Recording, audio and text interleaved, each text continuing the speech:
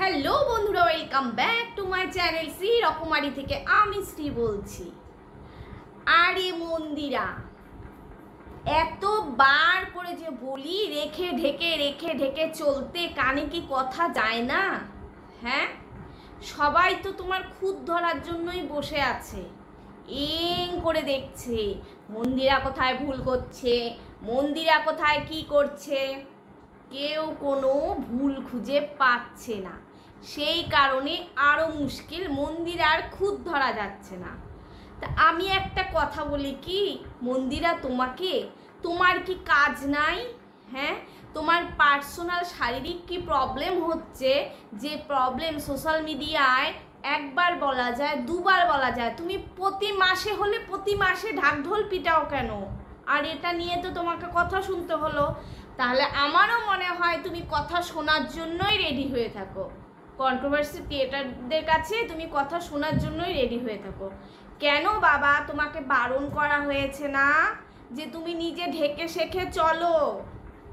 আজকে এই দেখো, তুমি কাপড়ের ব্যবসা করছো, এতেও মানুষের জ্বালা, তুমি খারাপ কাপড় দিচ্ছ, তোমার কাপড় ভালো না, তুমি কাপড় অনুযায়ী দাম বেশি নিচ্ছ।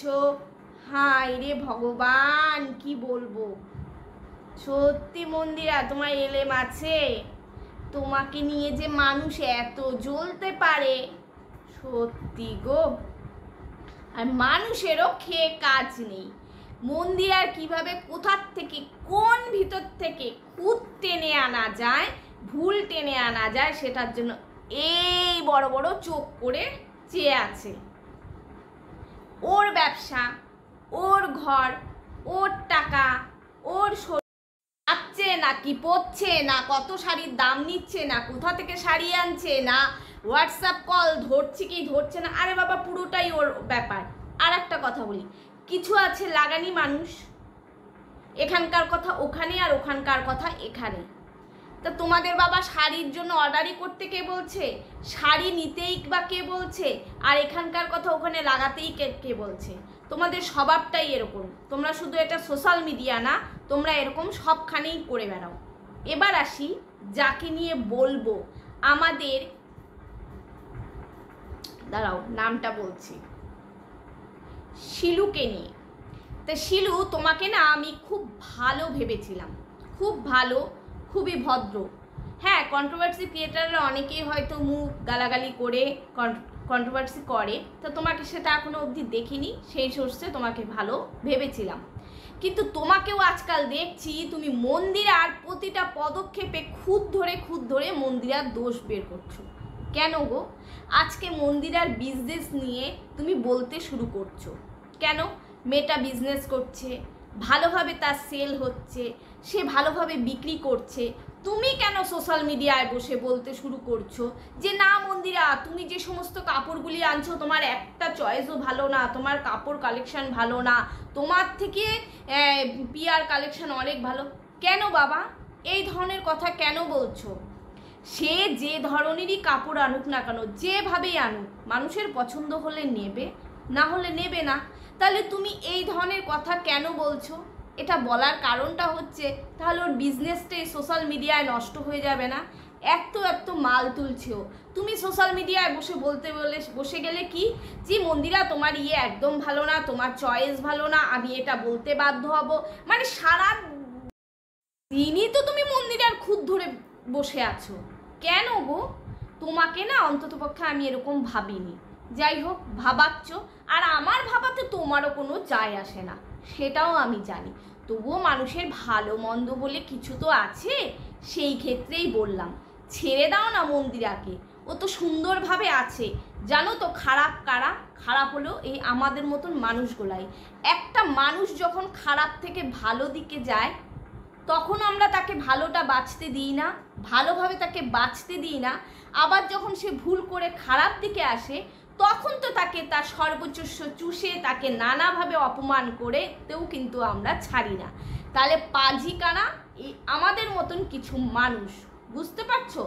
দেখো না, মন্দিরে এখন ভালোভাবে আছে, ভালোভাবে সংসার করছে, ভালোভাবে বিজনেস করছে, ভালোভাবে শ্বশুর শাশুড়িকে নিয়ে আছে, সেটাও কিন্তু কিছু মানুষের সহ্য হচ্ছে না। আরে বেচারি যাবে কোথায়? তাহলে কি এখানে বলা যায় তুমি মন্দিরাকে প্রচুর প্রচুর প্রচুর প্রচুর হিংসে করো, তার জন্যই মন্দিরার কোনো কিছুই তোমার ভালো লাগে না। আজকে শিলু তোমাকে আমি বলছি, তুমি এইভাবে মন্দিরার বিজনেসকে নিয়ে সোশ্যাল মিডিয়াতে কোনো কিছু বলো না। সব সময় মন্দিরাকে নিয়ে তোমার এত কিসের জ্বালাগো, আমি তো সেটাই বুঝে পাই না। আজকে মন্দিরার যে চরম শত্রু ছিল, সে যদি মন্দিরাকে ভালোবেসে কাছে টেনে নেয়, তো তোমার জ্বালাটা কোথায় শুরু হয়েছে আমি তো সেটাই বুঝে পাচ্ছি না। ছেড়ে দাও না বাবা মন্দিরাকে, ও কিভাবে বিজনেস করছে, ও হোয়াটসঅ্যাপ কল ধরছে কি ধরছে না, ও কিভাবে কাপড়ের দাম নিচ্ছে, বেশি নিচ্ছে না কম নিচ্ছে, বেশি যদি নিয়ে থাকে তাহলে যার কাছে বিক্রি করছে সে নিবে না। তুমি তো আর নিচ্ছ না মন্দিরার কাপড়, তাহলে তোমার এত প্রবলেম। আর এই যে মন্দিরা বোন, তোমাকেও বলছি, বলিহারি বটে তো তোমার, সারা মাসে মেয়েদের যেটা হয় সেটা তোমার কি সোশ্যাল মিডিয়ায় ঢাকঢোল না পিটিয়ে বললে হয় না? প্রতি মাসের কথাটা বলতেই হবে। তোমাকে না বলেছি কিছু রেখে ঢেকে চলবে? নাও এবার সামলাও, তুমি তো ইচ্ছে করেই এগুলো মনে হয় করো। কি দরকার বাবা বলার, সবাই জানে। হ্যাঁ, তোমার তো সেটা নিয়ে প্রবলেম হচ্ছে না যে আমার খুব প্রবলেম হচ্ছে বন্ধুরা একটু বলো আমি কি করব, আমি কোন ডক্টর দেখাবো, সেটা আলাদা। একই নিয়মিত জিনিস তোমার প্রত্যেকবার বলার কি দরকার বলো দেখি? এমনিতেই তো তোমাকে কিছু মানুষ তোমার উপরে ঝেপে আছে, কোথায় তোমার ভুল দেখবে ব্যাস খপ করে তোমাকে ধরবে। ভালোর দিকে যাচ্ছ, ভালোটা সঞ্চয় করছো, তাই ভালোটা নিয়ে থাকো। দেখছো তো তোমার ভুল ধরার জন্য কিন্তু কিছু মানুষ বসে আছে, এটা মাথায় রেখো। এটাই আমার বলার ছিল আজকে। তা চলো যাই, বাই বাই, সবাই ভালো থেকো সুস্থ থেকো। চলো আসছি নেক্সট